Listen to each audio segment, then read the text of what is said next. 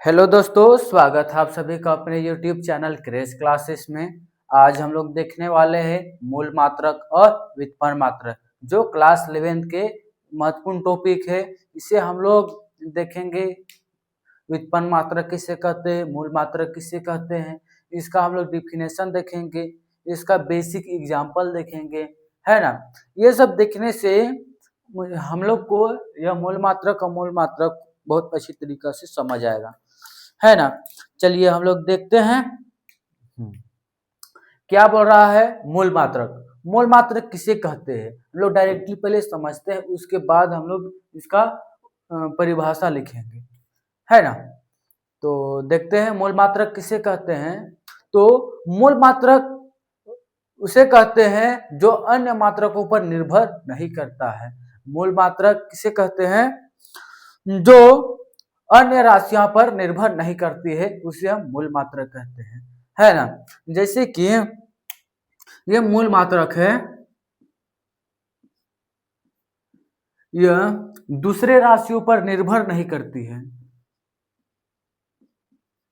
निर्भर नहीं करती है ना। मतलब कि निर्भर नहीं करती है। मूल मात्रक कोई अन्य मात्रकों पर निर्भर ही नहीं करती है, उसे हम मूल मात्रक कहते हैं, है ना। तो मूल मात्रक किसे कहते हैं आप लोग समझ गए। चलिए हम लोग इसे परिभाषा में लिखते हैं। मूल मात्रक, मूल मात्रक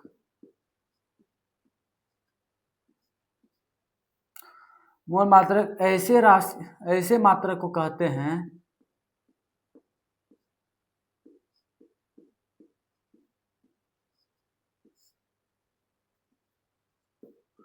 को कहते हैं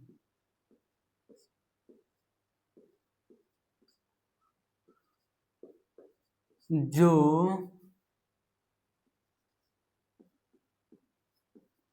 अन्य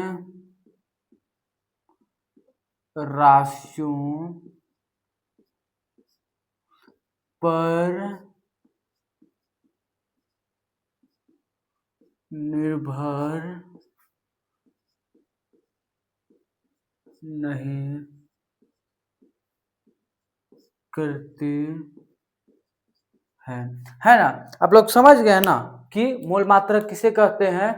मूल मात्रक वैसे मात्रक को कहते हैं जो अन्य मात्रकों पर निर्भर नहीं करती है, इसे हम लोग मूल मात्रक कहते हैं। ठीक है, अब हम लोग जानेंगे मूल मात्रक कितने प्रकार के होते हैं, है ना। मूल मात्रक कितने प्रकार के होते हैं और कौन कौन सा होते हैं। तो मूल मात्रक तो मूल मात्रक 7 प्रकार के होते हैं। 7 प्रकार के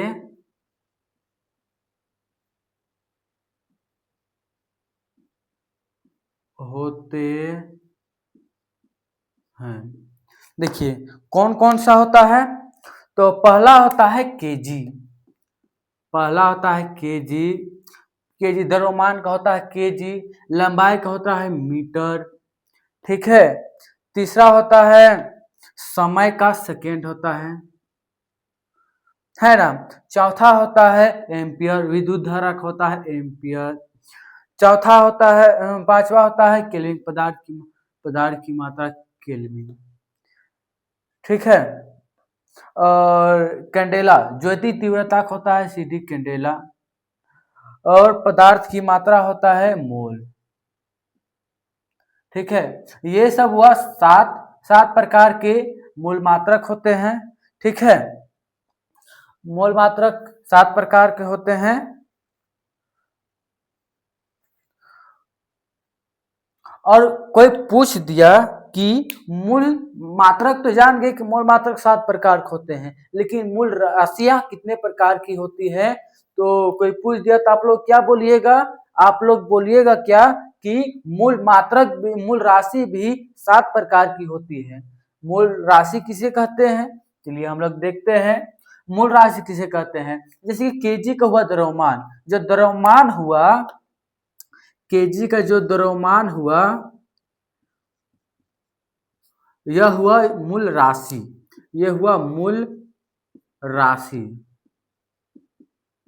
ठीक है, इसी प्रकार का, इसी प्रकार से हो जाएगा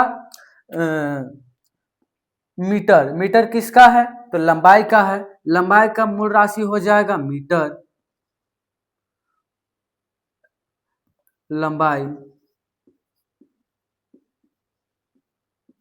ठीक है, फिर समय का हो जाएगा सेकेंड, समय। ठीक है, एम्पियर, विद्युत धारा का हो जाएगा एम्पियर। ठीक है, विद्युत धारा का हो जाएगा एम्पियर। विद्युत धारा हो जाएगा एम्पियर। फिर हो जाएगा केल्विन। केल्विन किसका हो जाएगा? तो केल्विन हो जाएगा आप लोगों का, केल्विन हो जाएगा ताप। ताप कैसा है मात्रक? केल्विन। ठीक है, सीडी कैंडेला। कैंडेला किसका हो जाएगा? तो ज्योति तीव्रता का, ज्योति तीव्रता,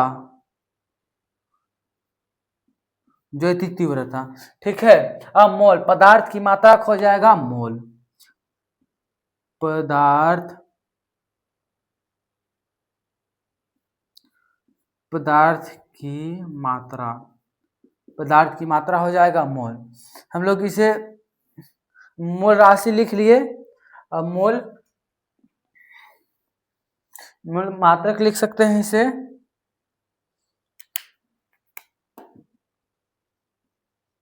मोल, मूल मात्रक। ठीक है, मूल मात्रक जो बताएं, द्रव्यमान का जैसे कि केजी, लंबाई का मीटर, समय का सेकेंड, विद्युत धारा का एम्पियर, ताप का केल्विन, ज्योति तीव्रता का कैंडेला, कैंडिला, पदार्थ की मात्रा का मोल।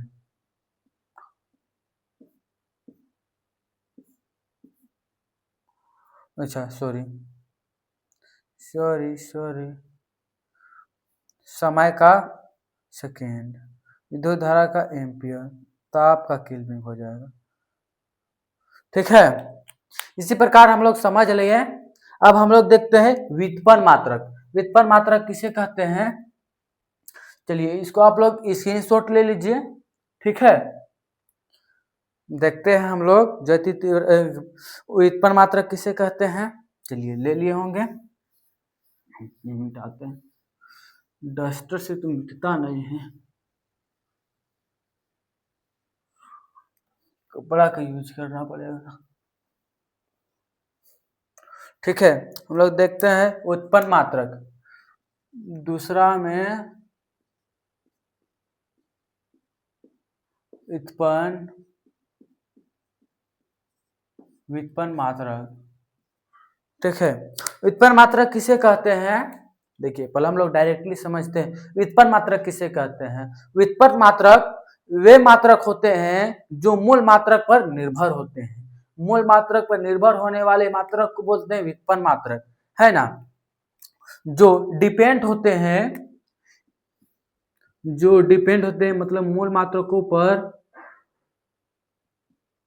मूल मात्रक पर निर्भर होते हैं। ठीक है, निर्भर होते हैं व्युत्पन्न मात्रक। व्युत्पन्न मात्रक जो होते हैं मूल मात्रक पर डिपेंड होते हैं, यानी कि निर्भर होते हैं, है ना। इसको आप लोग समझ गए। तो इसे हम लोग परिभाषा के रूप में लिखते हैं। चलिए कि व्युत्पन्न मात्रक वे मात्रक होते हैं, होते हैं जो, अच्छा सॉरी ये नहीं होगा, कोमा होगा, जो मूल मात्रक पर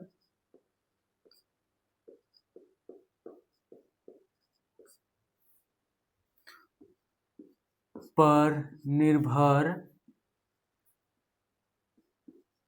करते हैं। आप लोगों को यह परिभाषा बहुत ही शॉर्ट लगा होगा, है ना, जिससे आप लोग को समझने और याद करने में बहुत ही आसानी होगा। है ना। और इसे हम एक और प्रकार से बोल सकते हैं कि व्युत्पन्न मात्रक किसे कहते हैं। व्युत्पन्न मात्रक डायरेक्टली बोला जाए जो मूल मात्रक से प्राप्त किया गया हो, मतलब कि मूल मात्रक से बनाया गया हो, उसे हम लोग बोलते हैं व्युत्पन्न मात्रक। जैसे कि हम लोग क्षेत्रफल लेते हैं। क्षेत्रफल